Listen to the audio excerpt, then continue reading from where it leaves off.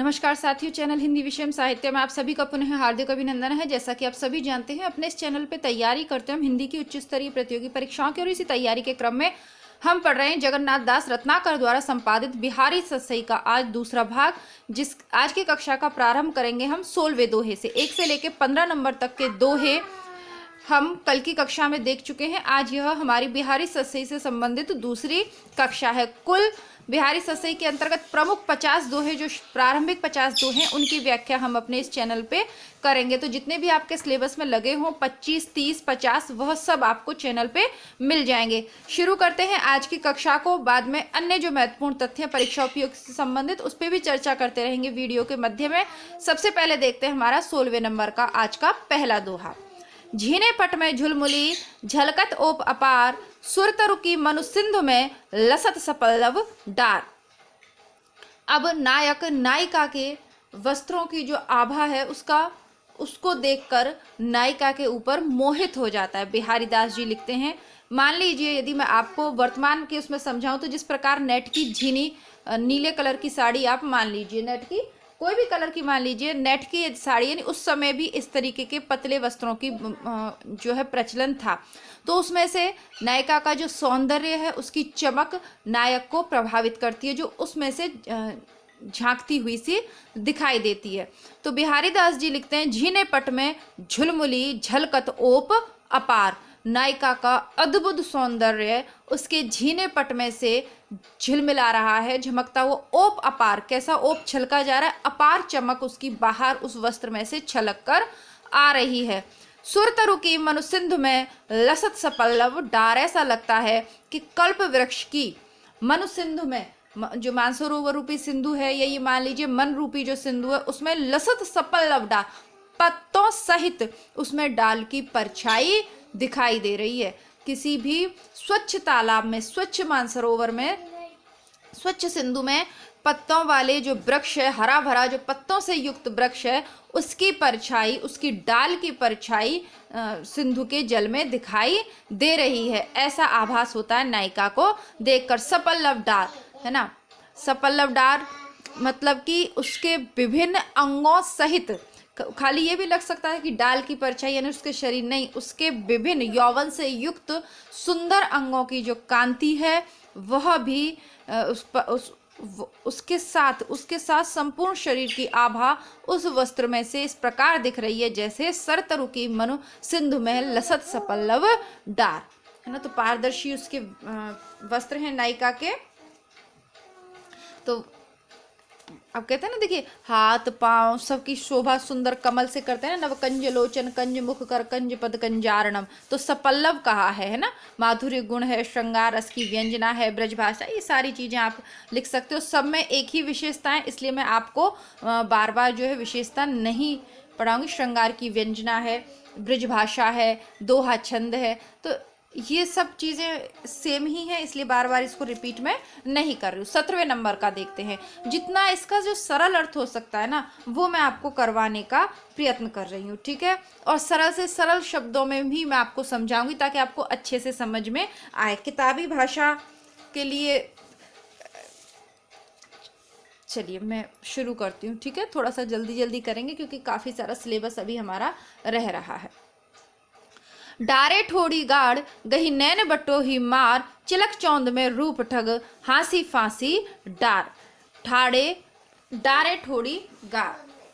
अब जो नायिका का अद्भुत रूप की जो चमक है, चारों तरफ ऐसी फैली हुई है कि उसे देखकर कोई भी जो पथिक है देखकर उसे विचलित हो जाता है। अब ये जो नैन बटोई है ना, ये नेत्रों रूपी जो पथिक हैं, ये जो डारे ठोड़ी का, नायिका की जो ठोड़ी है ना, उसमें यहाँ पर गड्ढा है। उसे देखिए, भले ही अलग से ये पूरा लक्षण और उदाहरण के आधार पर लिखा हुआ बिहारी सतसई नहीं है, लेकिन नायिका का नक्षिक वर्णन की जो रीति का पालन है वो बिहारी ने भी किया है। तो उसी के अंतर्गत ठोड़ी पर गड्ढा होना सौंदर्य का परिचायक माना जाता था। तो अब जो बिहारी लाल है वो नायिका की ठुड्डी के गड्ढे की प्रशंसा करते हुए कहते हैं कि ऐसा लगता है कि नैन बटोही, जो नैनो रूपी पथिक है, नैनों के माध्यम से ही तो वो उसके सौंदर्य का दर्शन करता है, तो नैन बटोही मार चिलक चौंध रूप ठग हंसी फांसी, जो नायिका की हंसी है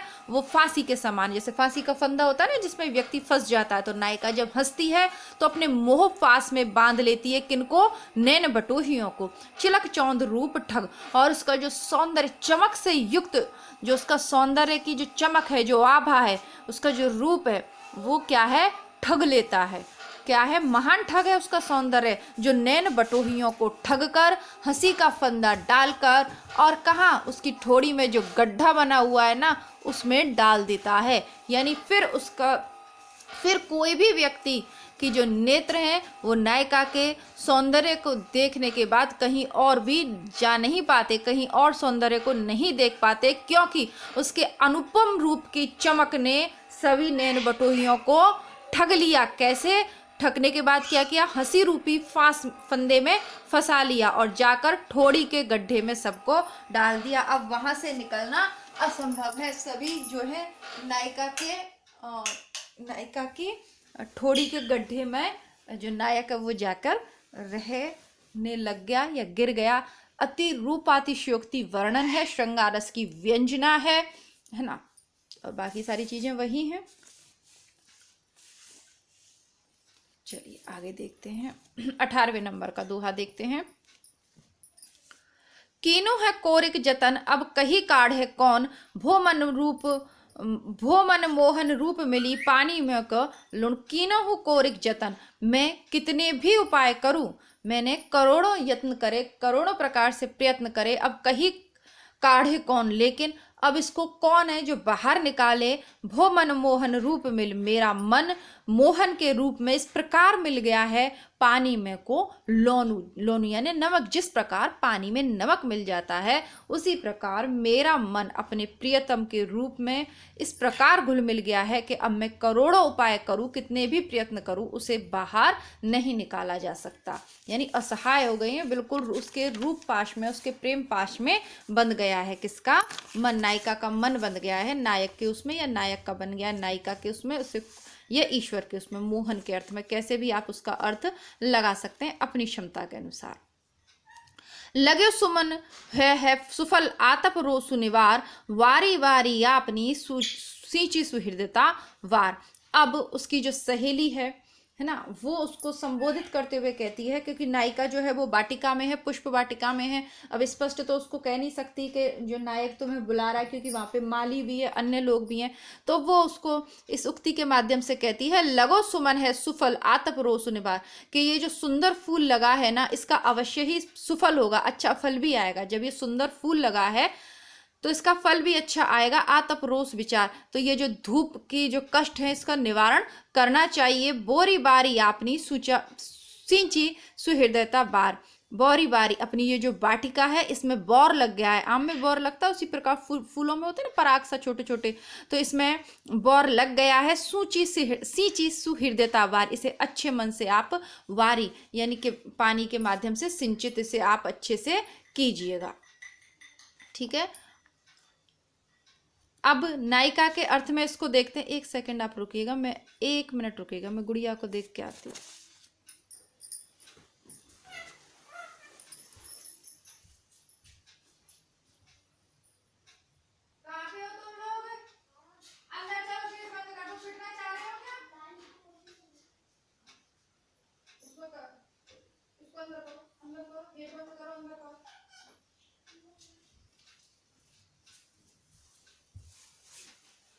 एक्चुअली बच्चे छोटे हैं, मुझे आवाज़ आ रही थी कि बच्चे गेट में से जा रहे हैं, तो इसलिए मैंने देख ही लिया।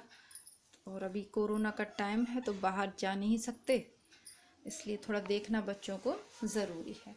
अब नायिका के संदर्भ में आप लगाएंगे लगो सुमन है सुफलो आतप रोष विचार। उसकी जो सखी है उसे समझाते हुए कहती है कि आप अपने जो क्रोध है ना, रोष है ना, इसका जो तेज है इसका निवारण करिए। जो आपने सुंदर मन से जो कार्य किया है तो उसका सुफल सुपरिणाम भी आपको अवश्य ही प्राप्त होगा। बौरी बारी आपनी सींची सुहृदयता बार, और अब युवावस्था आ गई, यानी जो अपनी वाटिका है उसमें बौर लगे आए हैं। सींची सुहृदयता बार, इसको अपने अच्छे मन से इसे सिंचित करिए। इसका शुभ परिणाम आपको अवश्य ही मिलेगा, अर्थात नायक का मिलन आपसे अवश्य ही होगा।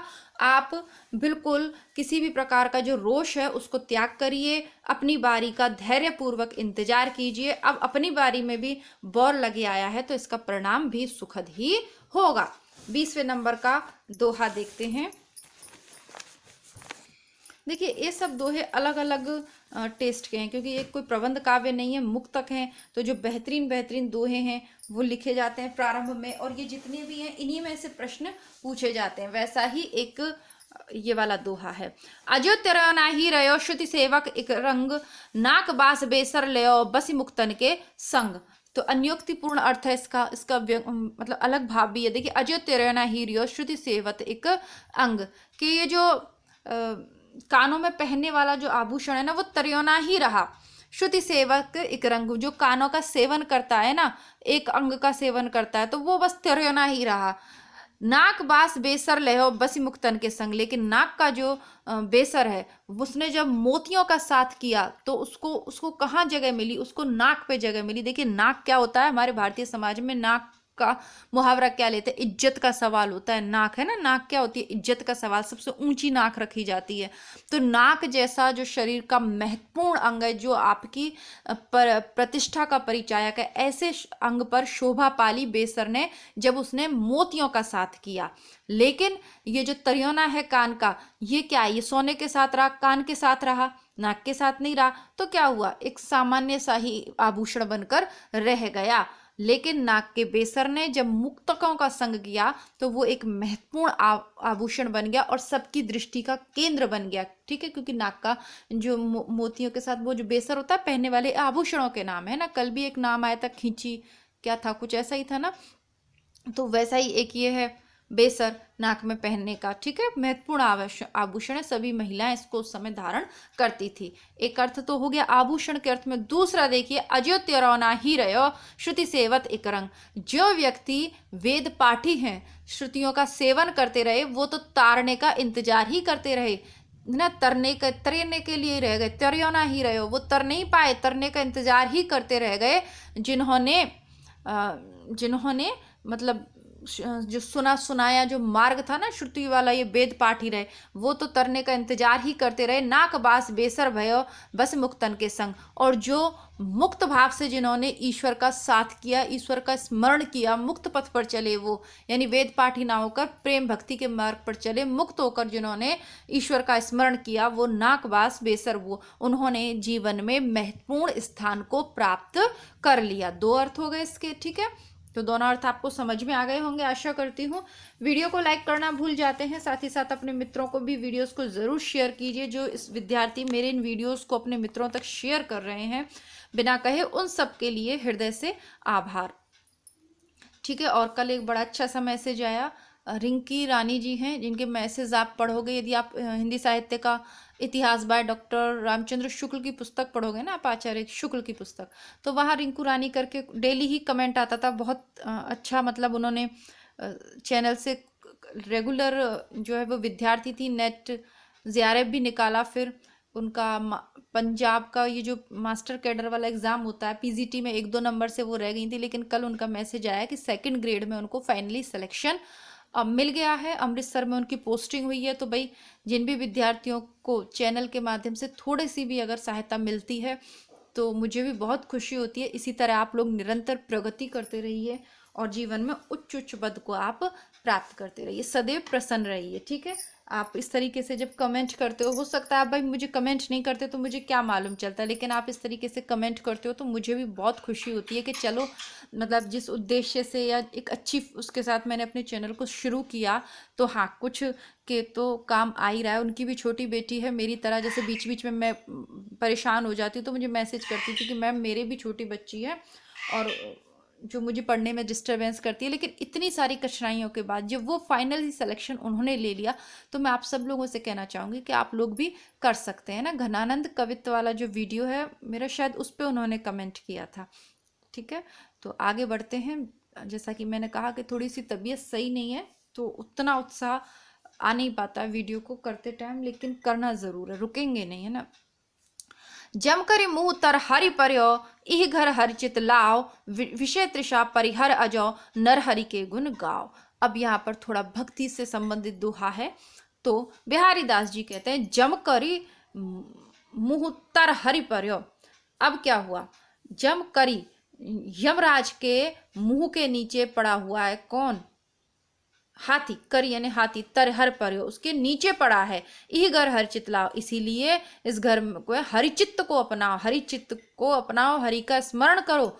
विषय तृषा पर हरि, विषय और तृष्णाओं को दूर करके हरि अजो, नर हरि के गुण गाओ। उस नर हरि के गुण गाओ। नर हरि मतलब भगवान राम या विष्णु, किसी के भी यानी विष्णु भगवान के गुणों को गाओ के हे मनुष्य, तू हाथी के समान यम के मुंह के नीचे काल के ग्रास के बनने के लिए तैयार है। यम के जिस प्रकार जो हाथी है, हाथी के मुंह में जाने से यदि बचना चाहते हो तो नरहरि के गुण गाओ, शेर के गुण गाओ, तभी वो आपको बचा सकता है। उसी प्रकार यम रूपी हाथी के मुंह के नीचे पड़े हुए हो आप, कब जाने मौत आ जाए।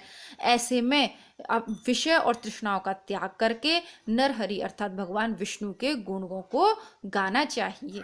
ये इसके दो अर्थ हैं जो आपको समझने हैं और समझ में भी आ गए होंगे, क्योंकि इससे सरल शब्दों में फिर बिल्कुल पुस्तक की सी जो भाषा में आपको पढ़ के सुना दूं तो उससे कोई लाभ होने वाला नहीं है ना। मान लीजिए पुस्तक है, इसमें दिया हुआ है व्याख्या, उसको मैं एज इट इज़ आपको पढ़ के सुना दूं बड़े बड़े कठिन शब्दों में, तो उससे कोई लाभ होने वाला नहीं है, क्योंकि यहाँ पर हमारी प्रतियोगिता नहीं हो रही अच्छे अच्छे शब्दों का चुनाव करने की, बल्कि प्रतियोगिता हो रही है कि जो भाव दिया है वो आपके समझ में आ रहा है या नहीं।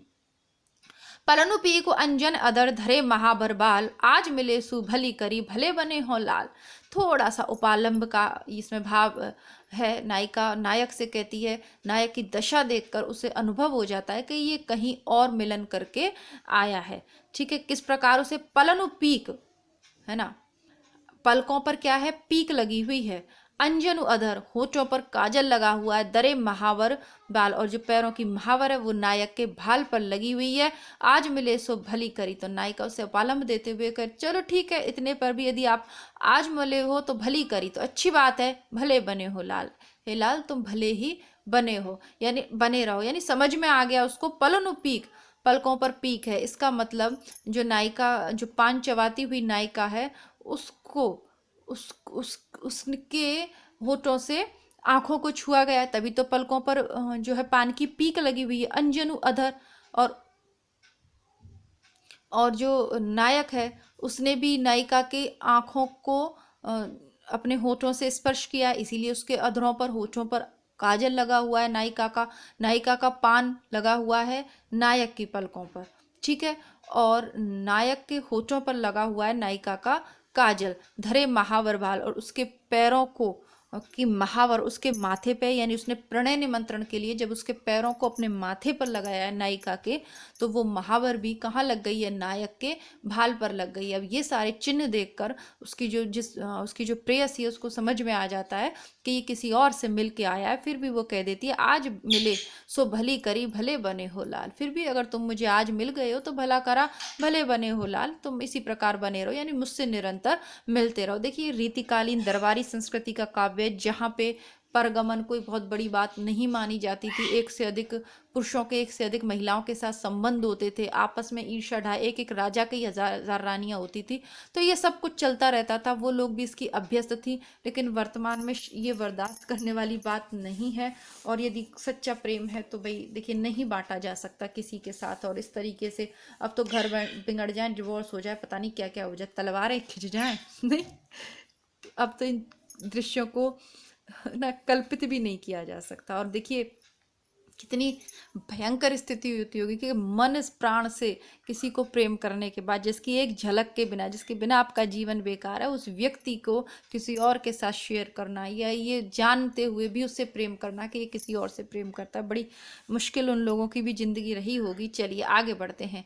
लाज गर्व आलस उमग भरे नैन मुस्कात, राति रामी रति देत करी और प्रभा प्रभात। अब वो जो नायिका की सखी है वो कहती है, लाज गर्व अलस उमग भरे नैन मुस्कात, तुम्हारे ये जो नैन है, जब सुबह संयोग के बाद जब नायिका सुबह उठ के आती है अपने महल से बाहर या अपनी कोठे से बाहर, कुटिया से बाहर, तो वो जो उसकी सखी है वो उससे चुटकी लेते हुए कहती है कि लज्जा, गर्व और आलस और उमंग, लज्जा भी है, गर्व का भाव भी है नेत्रों में। यानी गर्व क्यों है? क्योंकि उसने अपने नायक को पा लिया है। आलस भी है, ठीक है, रात्रि जागरण हुई है तो आलस भी है, उबक भरे, और संयोग की जो उमंग है उसके अंदर वो भी है। तो लज्जा, गर्व, आलस और उमंग से भरे हुए तुम्हारे नैन मुस्कुरा रहे हैं, यानी नैन ही खुद बोल रहे हैं। राति रमी रति देत करी और प्रभा प्रभात, ठीक है। तो तुम्हें देखकर ही ये पता चलता है कि रात में तुमने अपने पति के साथ रति क्रिया करी है। और प्रभा प्रभात, आज के इस सुबह की तो बात ही कुछ और है। और प्रभा प्रभात, आज का जो जो सुबह है, आज इसमें जो तुम्हारी चमक है उसकी बात ही कुछ और है। उसे देखकर ही पता चलता है कि मतलब रात्रिकालीन रति की जो तुम्हारी जो बातें हैं, जो क्रियाएं हैं, यदि तुमने अपने पति को पा लिया है, ये देखकर ही पता चलता है।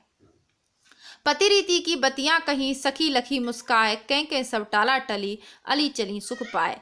अब पति रीति की बतियां कहीं, जो नायक है वो नायिका से रति क्रिया करने की बात कह रहा है इशारों में। सखी लखी मुस्काए, अब ये देखकर नायिका अपनी सखियों को देखकर मुस्कुराती है। कई सब टला टली, अली चली सुख पाए। अब सभी सखियां सुखपूर्वक किसी न किसी टाल मटोल करके, किसी न किसी बहाने से धीरे धीरे वहां से खिसक ली। पति रति की बतियां कहीं, सखी लखी मुस्काए। दूसरा भी देख सकते हैं कि जो नायिका है अपने पति के साथ जो रति क्रियाएं उनकी बातें कह रही है। सखी लखी मुस्काए, सखियों को देखकर, ये देखकर सखियां मुस्कुरा उठती हैं। कई सब टाला टली, सब की सब टाल मटोल करके वहां से किसी न किसी बहाना करके अली चली सुख पाए, वो सभी सखियां सुख पाकर वहां से चली गई, है ना। धीरे धीरे, क्योंकि अब संयोग श्रृंगार का समय हो गया तो उन्हें लगा कि अब हमें जाना चाहिए, तो सभी टाल मटोल करके वहां से धीरे धीरे चली जाती हैं। तो पर बारू उर्वशी सुन राधिके सुजान, तू मोहन के उर्वशी है। उर्वशी समान महत्वपूर्ण है, आप सभी ने सुना होगा। तो पर बारू उर्वशी सुन राधिके सुजान, हे राधिके सुजान, हे चतुर सुजान, तुझ पर मैं जो इंद्र की अप्सरा है, स्वर्ग की अप्सरा उर्वशी, उसको भी न्यौछावर करता हूँ, यानी उसका सौंदर्य भी तेरे सौंदर्य के आगे कुछ नहीं है। तू मोहन के उर्वशी है, उर्वशी समान। उर्वशी जो आभूषण होता है, एक जो हृदय प्रदेश पे धारण किया जाता है, हार में एक बीच में ठप्पा सा होता है, तो उर्वशी समान जो हमेशा मोहन के हृदय पर बसता है ना आभूषण, वो तो बाहर है, लेकिन तू तो मोहन के उर में बसी है, तुम तो मोहन के अंदर बसी हो। उर्वशी समान, जिस प्रकार बाहर वो उर्वशी होता है ना, उस हृदय पे धारण किया होता है, माला उस पे यहाँ पे लगा होता है, एक ठप्पा जैसा होता है, तो वो आभूषण तो बाहर ही है। उसी के समान तुम मोहन के अंतर्मन में प्रवेश करी हुई हो। उर्वशी, तो श्लेष अलंकार, एक उर्वशी का मतलब है अप्सरा, दूसरे उर्वशी का हृदय में वास करने वाली, है ना। तो सीधा सर से, तो परवारू उर्वशी सुन राधिके सुजान, तू मोहन के उर्वशी है, उर यानी हृदय, तुम मोहन के हृदय में बसी है, उर्वशी समान। तो सीधा सा अर्थ है, इसमें ऐसा कुछ घुमा फिरा के अर्थ है नहीं। आगे देखते हैं। हाँ, श्लेष अलंकार जरूर है। कुछ गिरी चढ़ी अति थकित है, चली डीठी मुंह चाड़, फिर न टरी पर ये रही गिरी चुबक की गाढ़। तो कुछ गिरी चढ़ी, तो जो नायिका के उरोज रूपी पर्वत हैं उन पर नायक की दृष्टि चढ़कर जा रही है, उसके मुख के सौंदर्य का पान करने के लिए। नायिका के हृदय प्रदेश से गुजरती हुई नायक की दृष्टि कहाँ जा रही है? नायिका के मुख का पान करने के लिए। लेकिन उसका हृदय प्रदेश की ऊंचाई इतनी अधिक है कि अति थकित है, चली दिथी मुँह चाड़, उस मुंह की चाह लिए हुए वो दृष्टि ऊपर ऊपर चलती जा रही है, जबकि उसका हृदय प्रदेश ही इतना ऊंचा है कि उसके नयन देखते देखते थक गए, चढ़ाई करते करते थक गए, अति थकित हैं। फिर भी दृष्टि उसके मुंह को देखने के, मुंह के सौंदर्य को देखने की चाहत से ऊपर बढ़ी जा रही है। फिर न टरी पर ये रही गिरी चुबक की गाढ़, लेकिन एक बार जब फिसल कर वो उसकी ठोड़ी के गड्ढे में गिर गई, फिर वो टालने पर भी वहां पर ऊपर नहीं चढ़ पाई। यानी ठोड़ी का गड्ढा इतना है कि जैसे ही हृदय प्रदेश से उसकी नजर ऊंचाई की तरफ बढ़ती है, उसकी ठोड़ी के गड्ढे में गिर के उलझ जाती है। मुख के सौंदर्य का पान उसकी नायक की नजर नहीं कर पाती, इतना गहरा गड्ढा है उसकी ठोड़ी में। भाई गड्ढा ना हुआ, कोई कुआं हो गया, पर अतिशयोक्तिपूर्ण वर्णन है बिहारी का, और बिहारी इसी के लिए प्रसिद्ध है ना। तो नायिका की ठोड़ी का गड्ढा। चलिए। बेधक अनियारे नयन बेधत करी न निशोए, बरवट बेद तू मोहियो तो नासा को बेधे। तो बेदक अनियारे नयन बेदत करी ना निशोए, कि ये जो तुम्हारे बेदत अनियारे नयन, जो तुम्हारे ये जो नियारे अनोखे जो नयन बेदत करी न निषेध, अगर ये मेरे हृदय को छेद कर देते ना, छेद कर देते, मेरे हृदय को भेद देते, तो कोई मना नहीं थी, कोई निषेध नहीं था, कोई रुकावट नहीं थी, कोई रोक नहीं थी। बरबट भेद तो मोह ही तो, लेकिन किंतु मेरे हृदय को तो भेद तू मोह ही हो, मेरे हृदय को तो भेदा है तो नासा को भेद। जो तुम्हारी नाक का ये जो छेद है ना, इसने मेरे हृदय को भेद दिया। कि यदि नैनों के माध्यम से हृदय को भेदा जाता, उसमें तो कोई मतलब निषेध वाली बात नहीं थी, कोई अलग बात आश्चर्य वाली बात नहीं थी। लेकिन आश्चर्य की बात तो यह कि मेरे हृदय को किसने भेदा है? तुम्हारी नाक के छेद ने। तो इतना सूक्ष्म अवलोकन है नायिका का। नक्षिक वर्णन में बिहारी ने नाक का ही वर्णन नहीं किया, बल्कि नाक के छेद की भी महत्ता इतनी है कि उसे देखने से ही नायक का हृदय एकदम विदीर्ण हो जाता है। नाक का छेद भी इतना सुंदर है कि उसे देखकर ही नायक आकर्षित हो जाता है, उसके हृदय पे छुरियां चल जाती हैं। बेधेगा तो तभी ना, कांटा चुभना, छुरियां चलना, वो सब हो जाता है किसको देखकर? नायिका के नाक के छेद को देख के। भैया गजब। चलिए आगे पढ़ते हैं। लोने महु दीठी ना लगे, यो कहीं दीनो ईट, दूनी है लागन लिए, दियो दिठोना दीठ। ईठ यानी होता है सखी। अब जो उसकी सखी है ना, लोनो महु दीठी ना लगे, किसी को भी किसी की भी नजर नायिका को ना लगे, यो कहीं दीनो ईठ।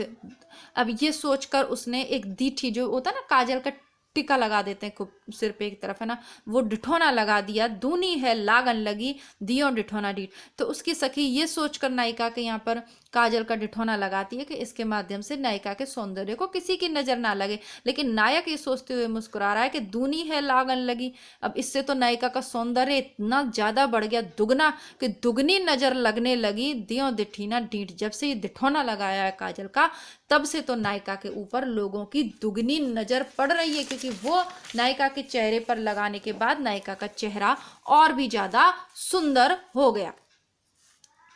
चितवन रूखे दुगुन की, हासी बिनु मुस्कान, मान जनानियो माननी, जान लियो पिय जान।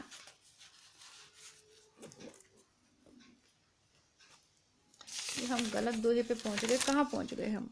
अच्छा ठीक है, 29वें नंबर का है।